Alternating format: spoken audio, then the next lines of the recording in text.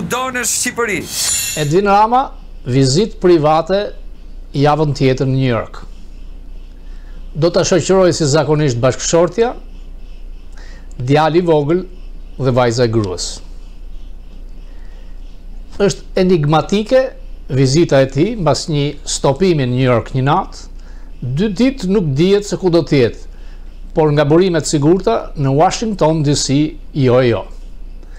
Këtë do takoj Rama këtu mbas ftojes madhe nga Departamenti i Shtetit. Ka gjasa që ka një takim me Bexhet Pacollin, i cili ka investuar dhe po ndërton Manhattan.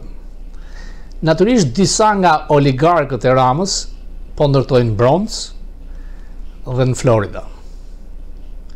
Nga të gjithë informacionet dhe hetimet, Rama del që është pjesë e këtyre investimeve si partner i fshet.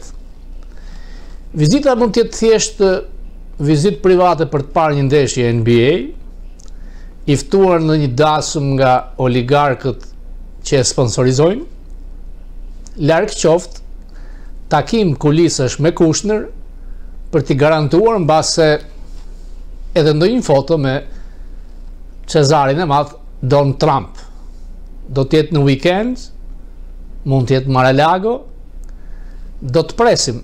Rama nuk do të ishte aq budallaq që të rrezikonte të vinte dhe të mos takonte asnjë zyrtar. Gjasat janë që nuk do të takoj. Mund të jetë dhe vizitë mjekësore. Nuk i urojmë as kryeministrit, as bashkëshortes, as fëmijëve që të kenë probleme mjekësore, por dihet që sa herë ka ardhur në New York, kanë kryer vizita mjekësore në klinikat e Manhattanit. Cilët janë sponsorizuesit e vizitës së Ramës? Pagon qeveria shqiptare, sepse vetëm biletat në business class dihet që janë mbi $5.000-6.000.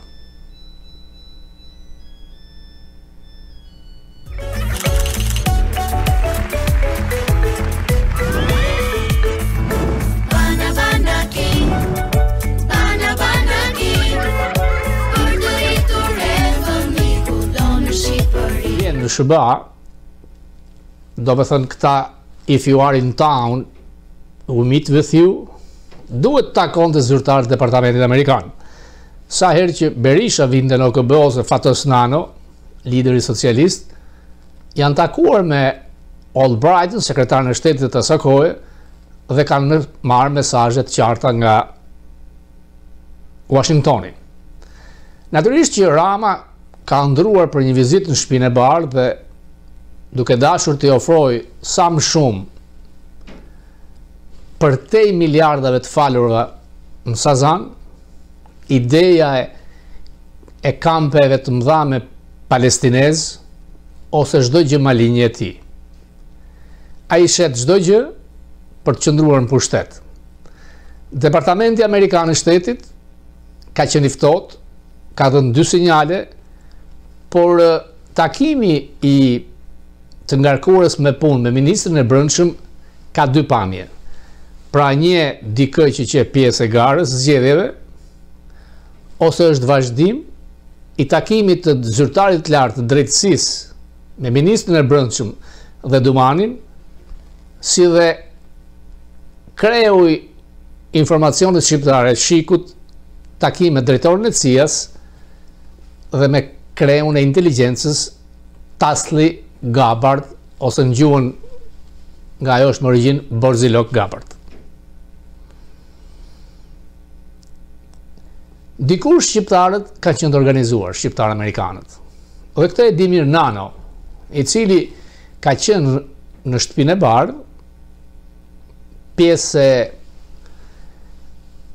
të ftuarve nga Ballkani për të hyrë në NATO, në kohën që ishte Dick Cheney, dhe kanë qenë me qindra ose mijëra shqiptar, të cilët protestuan duke rrethuar Shtëpinë e Bardhë me banderola Nano Ik.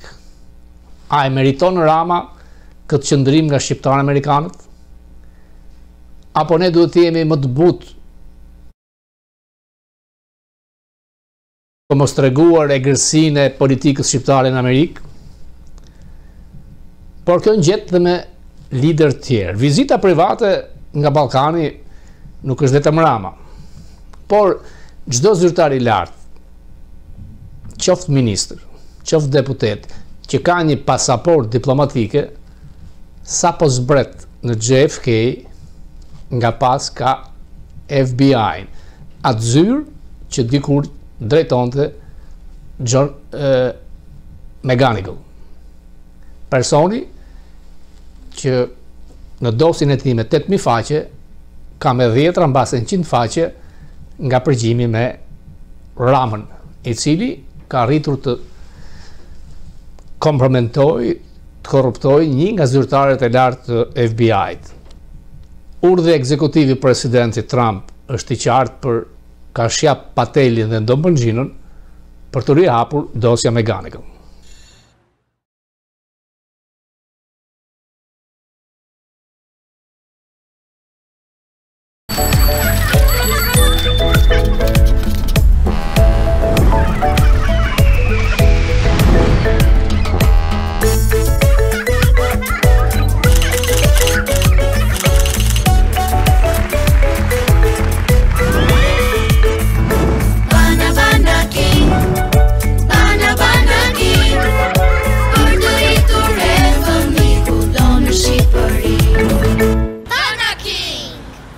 SHQIPERI. The State Department is looking like, I know that you had an idea before the Cultural Revolution to State Department. Do you think that the Rubio is doing or trying to do that?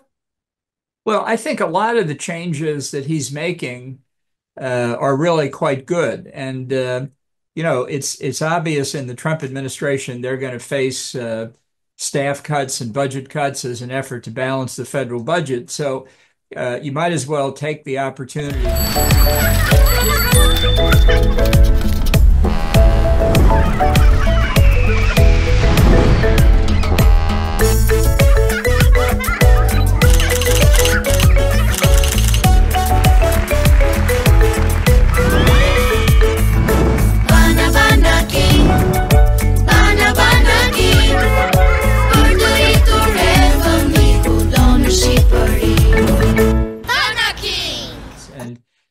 It's a point that Trump did remember, and in fact, it's a legitimate point just to say, you know, we recognize that Europe's not going to do this on its own. And është interesante përgjigje. Do ta pyesja ambasadorin Bolton edhe për se çfarë bisedon Trump me Putin. Ai ka qenë disa herë në të rrezmet dhe e di se çfarë bisedoi 2 orë. We didn't know anything. Well, apparently they talked about a whole range of subjects, and you know, Trump he said to me many times, he said, "I'm a talker. I like to talk." And Yuri Yushakov, who's Putin's diplomatic advisor, former ambassador to Washington, said in Moscow after the call that they came to the end of 2 hours and neither one of them wanted to stop talking, but they figured they had to. So look, as I think I've mentioned to you before, Trump sees Putin as his friend. So he enjoys having conversations with his friend. I think Putin was using the 2 hours to advance what he saw as Russia's national interest, and he got away from the call, and Trump basically said, well, he doesn't want to end the war, but I don't know what I'm going to do about that. Ai vazhdon me atë që Putini plays him. Trumpi kujton se e ka mik. E çuditshme është suksesshme dezinformacioni prej 4 javësh, flisnin se po rifillonin sulmin një gorë, në fakt përpjekjet e tyre reale ishin veri. More successful Russian military efforts there, and obviously the real effort was in the north, and as you say, it's been quite successful. Kanë shumë sukses ditët e fundit. It's another example, I think, confounding. Një tjetër tregues ky. A është kjo një pikë these? Nuk e di. Vështirë ta thuash, por e vendos Rusinë në një pozitë shumë të vështirë. I think it's hard to say, but I think it puts the Russians in a very difficult position, not just militarily. Jo vetëm ushtarakisht, por edhe politikisht. In Russia, in more jeopardy. Komuniteti i inteligjencës amerikane i thash ambasadorit kakoj që po dështon, tha që Kievi do të bjerë për disa ditë, Ukraina do të bjerë për disa javë dhe vazhdoi me atë që ndodhi në Afganistan. Duket se CIA është ngërthyer nga wokizmi dhe ka probleme të mëdha dhe po dështon apo jo. Ishte një dështim i zbulimit i inteligjencës tonë. Në fillim të luftës, Kongresi u informua rregullisht se Ukraina do të binte për punjavësh. Kievi do të binte për disa ditë. Nuk ndodhi. Gabuan, po ashtu si me largimin nga Afganistan. Duhet jetë një shqetësim i madh se si ishim kaq gabim me spionazhin dy herë në dy situata të rëndësishme strategjike. Por edhe Rusia vlerësoi keq aftësitë e saj ushtarake. Kjo na ngushëllon. Në këtë luftë, dhënat nga spionazhi britanik dhe amerikan kanë qenë faktor kryesor në suksesin e Ukrainës. Informacionet tona kanë qenë shumë të mira se ku janë forcat ruse. Gabuan të synimet e tyre. Estimating what their intentions were and what their real strength on the battlefield would turn. Ukraina ju përgjigj me forcë dhe heroizëm agresionit të paprovokuar nga rusët. But I think that the strength of the NATO alliance është mbi përlehtësuar NATO. Rusia kërkon ta përçajë duke kërkuar të largojë Francën dhe Gjermaninë nga kjo luftë. France and Germany and others to turn away from this war. They've already given indications of that. President Macron of France. Macron tha se disa territore i duhen në Rusisë, por nuk mendon kështu Zelensky. To placate them. That's obviously not where President Zelensky is. I think what has been important on this side is ka pasur një mbështetje të madhe nga Amerika. Kjo situatë e luftës e fut Putinin në pozicion të vështirë. Ukrainian military success puts Putin in a very difficult place. His ability to say, well, let's have a ceasefire. Aftësia e tij të thotë le të bëjmë paqe sot është shumë e reduktuar. Nuk do ta kishim pasur këtë luftë nëse gjermanët dhe francezët në prill të vitit 2008 do të pranonin Ukrainën që të hynte në NATO, mbas propozimit presidentit Bush. NATO nuk pranoi dhe patëm agresionin e parë rus në Gjeorgjisë dhe pas disa vitesh invazionin e parë rus në Ukrainës. Pasoja më e madhe e kësaj lufte është vendimi i Finlandës dhe Suedisë që braktisën neutralitetin e tyre 75 vjeçar. Nuk e di pse njerëzit janë të friksuar të flasin sot me tema përfitore.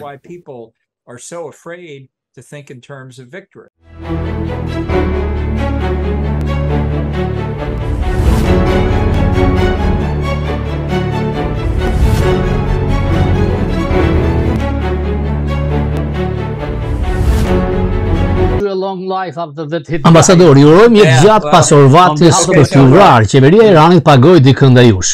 A ishte normale që pas kësaj vazhduan bisedimet në Iran për marrëveshjen bërthamore në Vjenë? Qeveria e Iranit ka vijuar përpjekjet ndaj qytetarëve amerikanë për një kohë të gjatë në mënyra të ndryshme.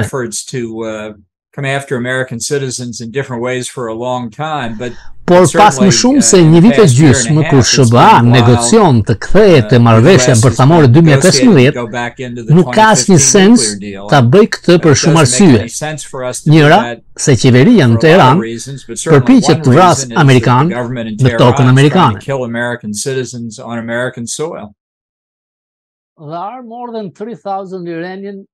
Janë më shumë se 3.000 iranianë në Shqipëri, ambasador. Mek, çdo të ndodh me ata pasi të firmoset marrëveshja mes SBA-s dhe Iranit, a do të kërcënohen? Ata do të kishin konferencën e tyre vjetore jashtë Tiranës, por qeveria e Iranit kërcënoi me aktivitete terroriste, siç bëri në rastin e Parisit, dhe konferenca u anulua prej kërcënimeve dhe për sigurinë e qytetarëve shqiptar. Canceled, obviously, for the safety of everybody involved, the safety of the Një tjetër shembull se si sillet Irani karshi kombeve të qytetëruara. Kështu që nuk habitem që aktiviteti vazhdon se nuk marrin ndëshkim. punishment for it. Po vazhduan ashtu dhe kur shtëpia e bardhë po I lut të kthehen te marrëveshja, qeveria e Iranit mendon se nuk do të ndëshkohet. Nëse Irani kërcënon ju me jetë dhe Pompeun, a mund të kërcënojë me jetë kryeministrin Rama apo liderin e opozitës shqiptare Berisha? Çdo kush në perëndim është në rrezik. Look, I think everybody in the West as a whole is in danger here. Kur mendon se OKB-ja dhe Britania janë pjesë e marrëveshjes bashkë me Rusinë dhe Kinën. Britain are actually parties to this nuclear deal along with Russia and China. I think në Europë duhet të pyesin se çfarë përfitojmë nga kjo. What exactly are we getting out of this when we're in danger? Ne rrezikojmë në vendin tonë. Because of a country that you're trying to deal with. Now we have an interesting development here. Kemi zhvillime të reja në Britani. Liz Truss kryeministre. Ajo nuk e mbështet marrëveshjen. Mbështetësit e saj në të shumtë janë kundër kësaj marrëveshje. Certainly many of her supporters are against the deal. So with kësaj me Britaninë jashtë BE-s, ata mund të marrin një qendrim tjetër. Ambasador, faktorët më të rrezikshëm për Ballkanin janë Rusia, Kina apo mungesa e demokracisë? Disinformacioni rus dhe çdo përpjekje të përçanin NATO-n të dobësonin mbështetjen tonë për Ukrainën është kërcënimi më I madh. Measures that are intended to split the NATO alliance and weaken our support for Ukraine is probably the most pressing threat. But you know, the Russians take advantage. Rusët përfitojnë prej qeverive të dobta, ashtu si Kina mes rushfeteve dhe mjeteve financiare të godasin legitimitetin demokratik.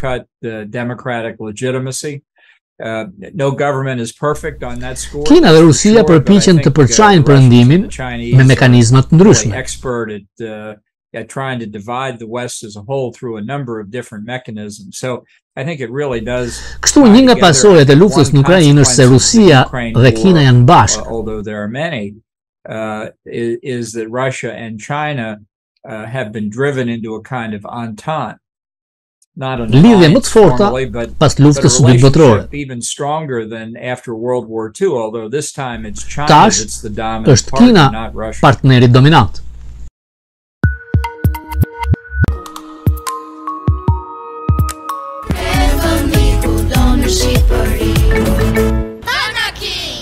KUSHNER. I'll go back to Albania and run for president. Ambasador, NATO po zgjerohet. Unë e di se ju jeni që edhe Australia, Japonia, Irlanda të bashkohen me NATO-n. A është koha për Kosovën gjithashtu? Hapi I parë është të kemi një rezolut për diferencat mes Serbisë dhe Kosovës. A resolution to the differences between Serbia and Kosovo, and I'm very well aware e di mirë për të kaluarën historike dhe vështirësitë. Kur shërbeva në Shtëpinë e Bardhë, mendova se me ndihmën e Tony Blair ishim afër një rezolute.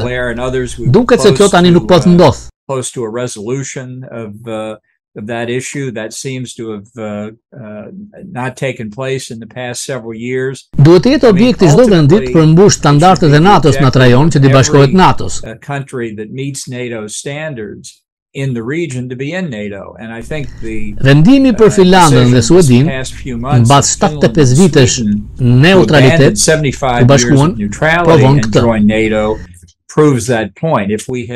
Nëse do e kishim pranuar Ukrainën në NATO kur pat propozuar Bush në 2008, sot do të ishim ndryshe. Mbase lufta nuk do të kishte ndodhur. E vetmja siguri është të jesh antar I NATO-s që mos lejojmë të na ndërhyjnë. Hopefully we don't want to give outsiders the ability to interfere, and joining NATO in conjunction with the other allies, I think is the best way to do that. Gorbachev ndroi jetë. Nuk e di a keni takuar. Perëndimi I ka shumë uha. Ai me Reaganin e ndroi botën apo jo? Takimi me Bushin në Helsinki në vitin 1991 për mua që e fillimi i fundit luftës sot sepse Bashkimi Sovjetik dhe SBA dënuan pushtimin e Kuvajtit nga Saddam Hussein. Really marked the beginning of the end of the Cold War because it was the first time Russia, and it was still the Soviet Union then, although not for much longer, but the United States and the Soviet Union jointly condemned Saddam Hussein's attack on Kuwait. And that really was a significant achievement. Ne takuam zotin Gorbachev dhe ishim optimist për të ardhmen e Rusisë dhe lidhjet e saj me Perëndimin. And it was at that point I think we were all optimistic about the future of Russia. Russia's relationship with the West, and it's a sad commentary that things didn't continue to move in that direction. I don't think nuk mendoj që situata që jemi sot me Rusin ishte e pa evitueshme. But it should be a warning to all of us that Rusia doli nga një regjim autoritar. Pati një çast kur qeveria përfaqësuese ishte e mundur, por sot është kthyer në autokraci. Had a moment where representative government was possible, but it's now gone back into an autocracy.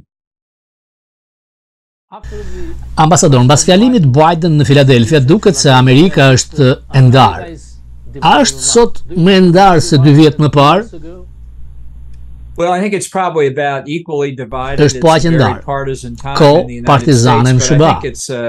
It's a mistake and it doesn't contribute to achieving nuk kontribon për të ulur gjakrat me atë fjalim që dha Biden. Kind of speech that President Biden gave. I think Donald Trump did a lot of damage to Trump bëri shumë dëm ndaj vendit.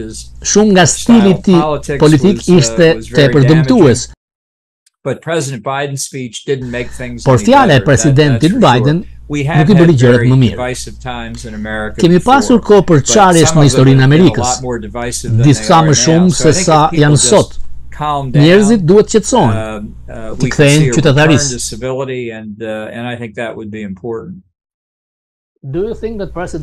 Ambasador, a mendon se Trump do të kandidojë përsëri apo është vetëm një lloj reklame dhe do të kemi dikë tjetër?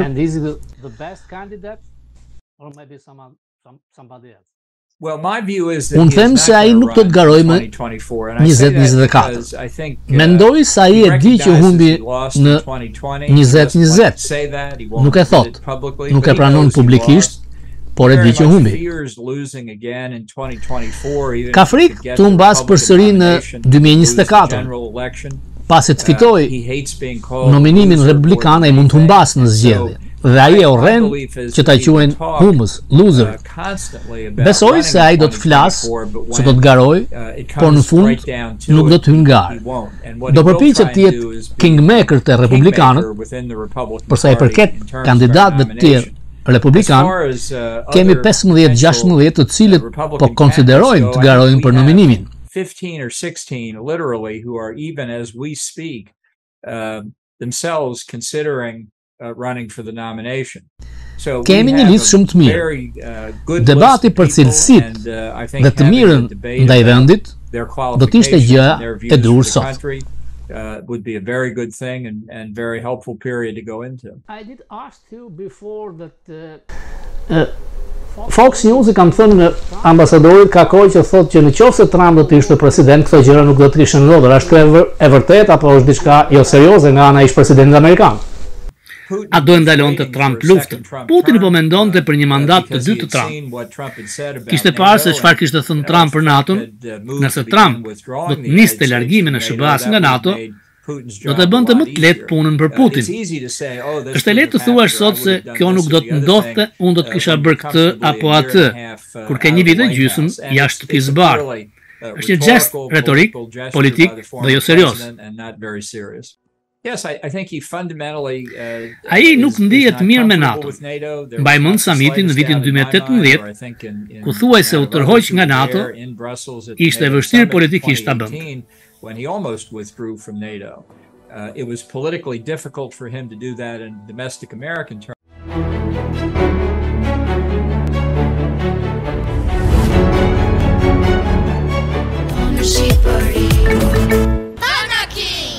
Kudo në Shqipëri.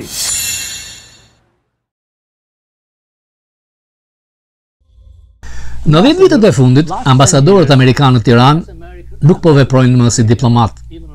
Janë si showmen, dashurojnë Twitterin. Kam këtu dhe shembullin e Grinell në Gjermani. Ç'po ngjet ambasadorët, sidomos në Shqipëri, nuk veprojnë si diplomat dhe mbështesin shumë qeverinë atje.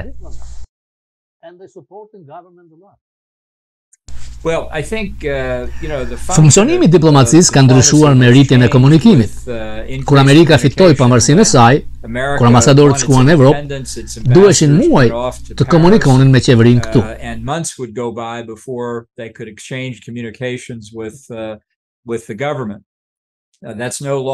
Kjo nuk ngjet më. Ambasadorët duhet të përfshihen në diplomacinë publike, duke u përpjekur të ndërtojnë çështjen amerikane për qytetarët, sidomos në vende demokratike. Por mendoj se është gabim, ka qenë gabim në të shkuar, mbetet gabim me ambasadat amerikane që të ngatrohen në politikat lokale. E di se thuajse çdo kush ngatrohet me politikën amerikane, haptas fare. Nëse ne kemi diçka për të thënë për situatën në një vend, është një rrugë ta themi, por mendoj duke pasur rrugë komunikimi te sa më shumë segmente më mirë. Duhet të jetë një rregull strikt për asnjë aktivitet politik.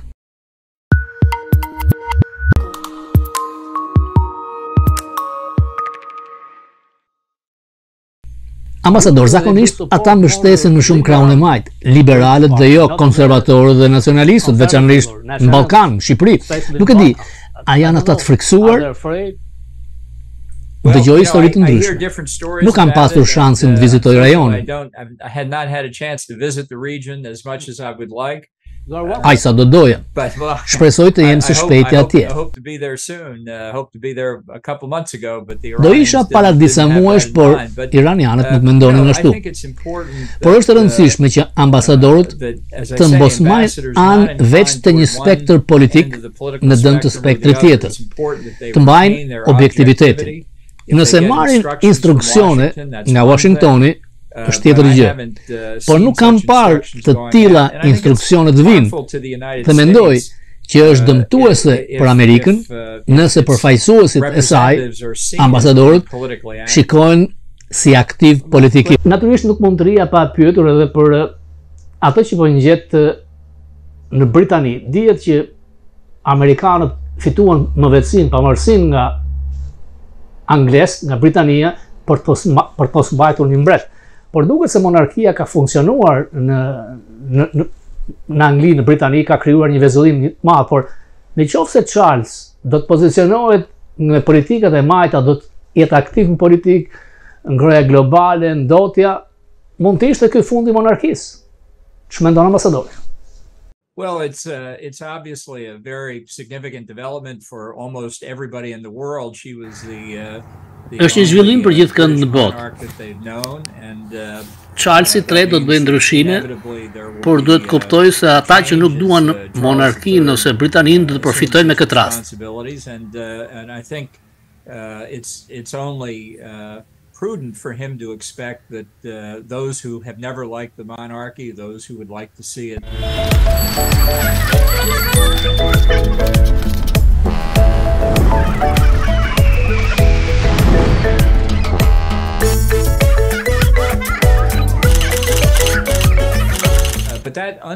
Sistemi britanik u zhvilluan rrugë tjetër. King Charles as he is now to resist the temptation, the allure. Është shumë e rëndësishme që mbreti Charles të përmbahet nga ata që e nxisin këto pozicione për mjedisin apo ndryshimin e klimës. The environment and climate change. I think that would inject the monarchy directly into politics, and I think could have a very harmful, maybe even. Kjo do e fus direkt në politikë, që ka mundësoj deri në heqjen e monarkisë.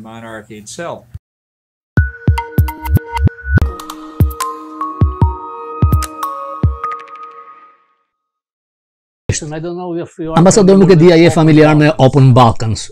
Duket se departamenti i shtetit të mbështet më shumë Serbinë se sa Kosovën. A ka nisur kjo ide në administratën tuaj apo në këtë të Bidenit? Sa i takon përplasjes mes Serbisë dhe Kosovës, SHQIPERI ka një interes dhe objektiv që palët ta zgjidhin çdo gjë paqësisht. Është në interesin amerikan që të vazhdojnë të zgjidhin konfliktet në Ballkan, duke kënaqur palët.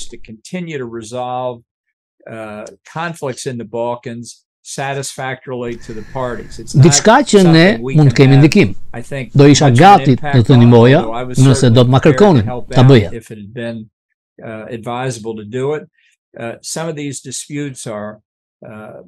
Disa nga mosmarrëveshjet kanë rënë të hershme e thella. Disa janë të vështira të kuptosh. Mendoj se ishte arritje e madhe për qeverinë e Greqisë dhe Maqedonisë Veriut të arrinin marrëveshjen për emrin. Duket gjë e vogël, por unë e kuptoj që nuk është e tillë, ata bën progres. Kjo fuqizon perëndimin gjithësisht. E bën më të vështirë për kundërshtarët e perëndimit që të na përçajnë. Mendoj se Amerika dëshiron të bëjë gjithçka që mund të ndihmojë njerëzit që të marrin vendimet e tyre. Më përmende Jim Baker. E takova kur ai dëshmoi para Kongresit për përpjekjet e tij të kishin një zgjidhje në përplasjen e Izraelit me Arabët. Ai dëshmoi në Kongres që ne, SHQIPERI, nuk mund të fitojmë paqen më shumë se sa palët e përfshira. Kur njerëzit janë gati, ne jemi gati të ndihmojmë dhe ta mundsojmë, por përgjigjen e vërtet duhet ta marrin nga palët me mosmarrëveshje. Falenderoj ambasador dhe nëse vendos të shkosh në Shqipëri, do ishte nder t'ju shoqëroj. You will be welcome there. Thank you very much.